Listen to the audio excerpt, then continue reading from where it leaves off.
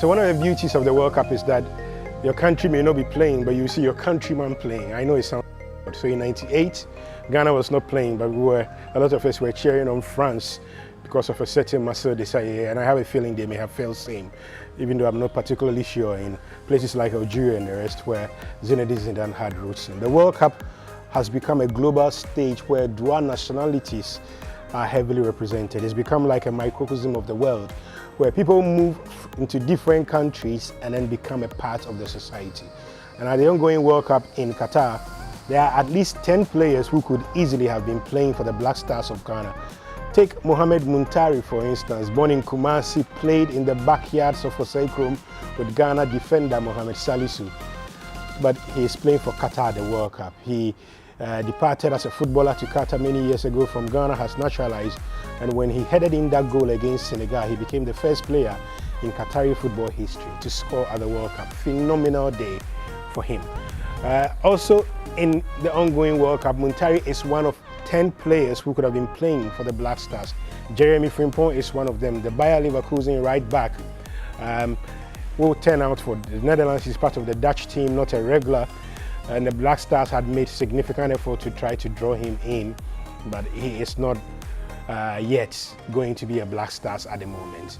Memphis Depay chose Netherlands long ago. There was very little chance he would play for Ghana. He's always been a major Dutch star and was always going to be.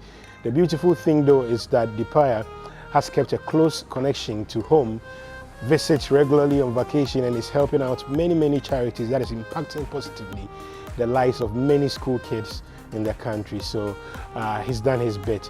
Now, Depay's teammate in this tournament, Cody Gakpo, who scored twice in the opening game for the Dutch and then against Ecuador, has been phenomenal. But if Zika Akono had his way, Cody Gakpo could have been playing for Ghana in this particular tournament. Akono then, as Ghana coach, approached Gakpo a year ago. Gakpo said no, he wanted to play for the Dutch. He had been capped at under 20 level, and since then he's gone on to become a major man. One of the most sought after players in world football, given his hot streak of goal scoring form. Ethan Ampedu is also one of those players, as is Yunus Musa, 18 years, born to Ghanaian parents who were on holidays in New York at the time, eligible for England, who he captained at under 20 level. His performance against the English in midfield, where he was box to box throughout, was unbelievable, almost like a youngest year, so that's one we missed out on. Jeremy Doku will fly on the wings for Belgium, born to Ghanaian parents, as will Richie Lai, who represents Canada.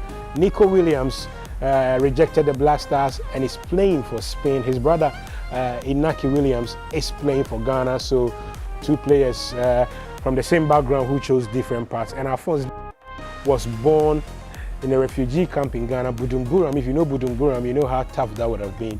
But he's gone on to become a major star for Canada, star of Canada football now, the face of the national team, and we saw him in that opening game for the Canadians against Belgium. I have a feeling that we'll be seeing a lot more fantastic performances from David.